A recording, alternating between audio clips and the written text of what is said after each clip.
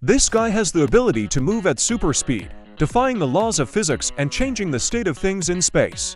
Find out how he uses this power in our review of X-Men: Days of Future Past.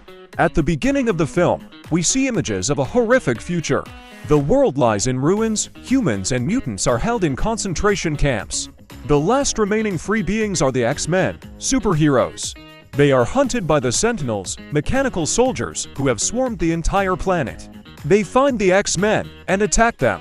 The mutants use their superpowers, incredible strength, fire, freezing, and the ability to create portals. But all of this proves useless against the Guardians. The mechanical warriors dispatch the mutants without much trouble. One of the X-Men, Kitty Pryde, has the ability to send people's consciousnesses back in time. After witnessing the horrific aftermath of the Guardians' attack, she sends her comrade back in time a couple of days. He alerts the entire team, and the X-Men manage to escape. After another mutant escape, they are found by their elders, telepath Charles Xavier, Metal Kinetic Magneto, and Wolverine, aka Logan. Charles Xavier tells them they're done running from the Sentinels. They need to travel back in time, not just a few days, but a full 50 years. That's when a man named Bolivar Trask created the Sentinels. The scientist was terrified of mutants, and the Sentinels became his superweapon. Charles's adopted sister, the shapeshifter Mystique, tried to protect the mutants. She found Trask, and the scientist didn't survive the encounter. But his fate only proved to people that mutants are dangerous. Mystique was captured, and a new, more advanced generation of Guardians was created from her genetic material. The machines first dealt with the mutants, and then with the humans who might have had mutant children or grandchildren. But if Mystique is stopped, none of this will happen. Kitty warns that if a person's consciousness were sent back 50 years, no brain could handle it. No brain, except Logan's, because that guy can regenerate. So Logan is sent from 2023 to 1973. He wakes up in his own body, in the arms of an attractive woman. Just a minute later, Logan is immediately attacked by a couple of suspicious individuals. Well, first of all, bullets don't affect him because he regenerates instantly. And secondly, he's Wolverine. He has a super weapon, claws. The enemies are knocked out. Logan takes their car keys and steals the villain's car. Meanwhile, Bolivar Trask is speaking at a congressional meeting. He's trying to secure funding, but no one is interested in the Sentinel program. The mutants live quietly and don't bother anyone. Why develop a weapon against them? But Trask doesn't give up. His men try to kidnap mutants from Vietnam, but they are stopped by a local colonel. It turns out that Mystique was disguised as the colonel. She immediately unleashes a brutal massacre and rescues the young mutants, who, by the way, also use their superpowers against the soldiers, causing them to vomit and faint. The boys manage to escape and fly away from this dangerous place on a plane. But Mystique remains, as her main goal is to reach Bolivar Trask.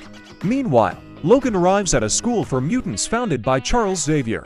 A young man named Hank McCoy opens the door for Logan, quickly transforms into a mutant, and attacks Wolverine. However, dealing with a tough guy like Logan is no easy task, and soon Hank is hanging from the chandelier. At that moment, a young Charles Xavier appears. Logan learns that the school is no longer open, and that Charles, having suffered a spinal injury, is addicted to a powerful drug. It allows him to walk, but blocks his telepathic powers. Logan begs Charles to help, and he agrees, but only to save his adopted sister, Mystique. Charles doesn't want her to turn into a monster. Now they must find young Magnet. Rumor has it he attempted to assassinate Kennedy, was captured, and is now being held in a secret bunker under the Pentagon. But how do they snatch someone from the most secure building in the world? Logan knows who can help them. This guy's name is Peter, and he's incredibly fast. He's also a kleptomaniac. Infiltrating the Pentagon is a real adventure for him. It's hard to resist a guy with such incredible speed. The guard delivering Magnet's food loses his hat, and here comes Peter himself, dressed in his uniform, walking down the hall. Using ultra-fast vibrations, he shatters the protective glass in Magneto's cell. Afterward, our heroes escape at incredible speed. As soon as he sees Magneto, Charles punches him in the face. Magneto had once been his friend, but their paths had long since diverged. At that moment, they were attacked by guards again, and Logan unsheathed his claws. Magneto levitated a multitude of objects, and time seemed to stand still. Peter calmly puts on his headphones and darts through the chaos with his super speed. He runs along the walls, samples scattered food, and does everything he can to ensure the guards don't harm the mutants, but themselves.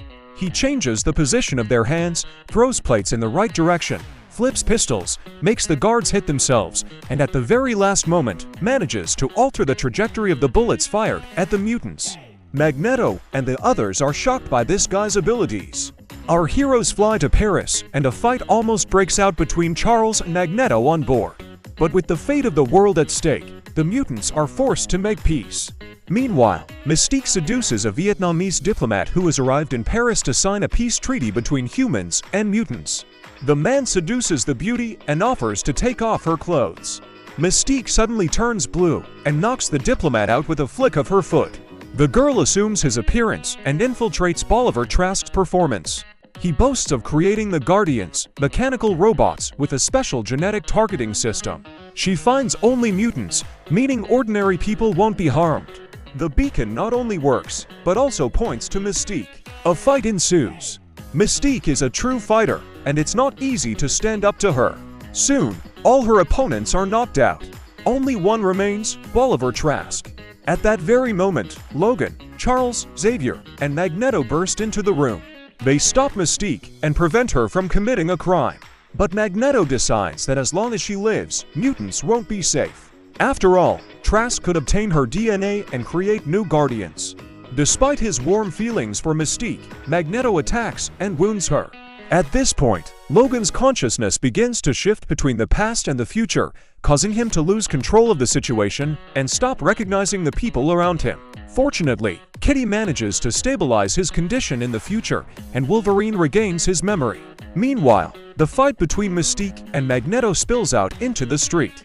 The girl begs for help, and her comrade removes the bullet from her. A truce. But no, Magneto is determined to take Mystique's life. At that moment, Hank attacks him. A crowd watches the mutants' spectacular fight. Taking advantage of the moment, Mystique escapes. Hundreds of witnesses believe the mutants attacked the politicians and disrupted the signing of the peace treaty. If some didn't believe Trask before, now everyone agrees. Mutants become the #1 threat. President Nixon gives Trask funding to create the Sentinels. After witnessing Magneto and Mystique's abilities, he decides to create more advanced polymer robots without a single gram of metal. It seems the X-Men not only failed to prevent the horrific future, but actually sped up its course. Meanwhile, Magneto and Mystique meet again. Killing her is pointless now, as Trask obtained samples of her DNA after that fight. Now Magneto believes the only solution is war between humans and mutants. Either one will survive or the other. Charles Xavier also decides to take action. He refuses the medication, his legs shut down, but his abilities return. He connects to Cerebro, a machine that enhances his telepathic powers. But Charles can't cope with it. He's lost faith in himself. To help him, Logan invites Charles to look inside his head. There, Charles sees events from the future, not only bad ones, but also good ones. Charles sees how many people he can help. Through Logan's consciousness, he communicates with his future self. The old Charles asks the younger Charles to believe in himself, as he is humanity's last hope. Meanwhile, Magneto reaches the brand new polymer guards. He turns them into metal, intending to seize control at the right moment. Charles returns from his mental journey. He connects to Cerebro, finds Mystique, and tries to reach her. However, he can't convince Mystique otherwise. Instead, Charles decides to find out where she's going. Her target is Washington, D.C., where Trask plans to present his Guardians. Logan, Charles, and Hank head there to stop Mystique. Charles has fully regained his ability to control people's minds, so they are allowed into the presentation without any problems. Unfortunately, things don't go according to plan. While Charles searches for what his adopted sister has become this time, Magneto rips an entire stadium off the ground. To make matters worse, at this moment in the future, the X-Men are about to be attacked by Sentinels, and they have very little time left. Mystique, disguised as a Secret Service agent, tries to catch up with Trask, but Charles finds her. Using his powers, he urges his sister to stop. At the same time, Magneto activates the Sentinels, which fly into the air. They begin firing at people and vehicles. President Nixon and Bolivar Trask are sent to an underground bunker. Mystique follows them, disguised as a security guard. Meanwhile, in the future, the Sentinels finally catch up with the X-Men. The final battle begins. It's a fight for survival. The X-Men realize they can't win and are trying to at least buy Logan and Kitty some time. We see them sacrifice themselves and die one after another. The Guardians leave them no chance. We return to the past. Magneto gathers an entire army of Sentinels around him and lowers the stadium onto the White House, cutting the president off from the rest of the world, the police, and the army. Logan and Hank try to stop him, but he unleashes the Sentinels on the mutants. Logan fights his way to Magnet, but he pins him with rebar and throws him into the river. He then rips a metal bunker from the ground and rips it open like a tin can. Young Magnet points all cameras at himself and addresses the mutants. He calls on them to cast aside their fear, unite, and challenge humanity. All the mutants listen to his speech with interest and hope. In the future, Magneto and Charles Xavier shake hands. They had been enemies for a long time, but now it seems they are living out their final moments. In the past, President Nixon emerges from a destroyed bunker. He begs Magnet to spare the people. Better let him take it, President. It won't hurt anyone else. When Magneto is distracted by one of the Guardians, the President suddenly shoots him. It turns out it wasn't Nixon at all, but Mystique, disguised as him. She decided to protect the people from Magneto, but she didn't forgive Trask either. Mystique turns to face her arch-enemy, but Charles Xavier gets into her head again. He begs Mystique to stop. She's already saved people. She can show them that mutants can be heroes too. Charles believes in his sister, and rightly so. Mystique drops her weapon, and the future resets. Mystique leaves, and Charles switches to the consciousness of the wounded Magnet. He understands that if people catch him, they will surely destroy him as the greatest threat to humanity. But Charles Xavier doesn't want that, and so he lets him go. No matter what Magneto has done, they remain friends. Meanwhile, Logan comes to his senses. Just recently, he was drowning in a river in 1973, and now it's 2023 again. The reality around him has changed. No concentration camps, no Sentinels. Logan is at Charles Xavier's school for young mutants. He sees all his friends, even the love he lost in another reality. But this reality is completely different. Logan doesn't know what happened since 1973. He meets an elderly Charles Xavier, who explains everything to him. In 73, the Guardians, created by Bolivar Trask, rebelled and nearly killed the president and the entire nation. Fortunately, the president was saved by a mutant.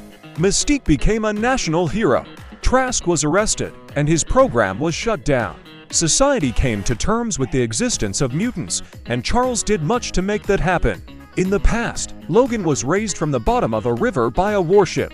The rescue operation was organized by someone named William Stryker.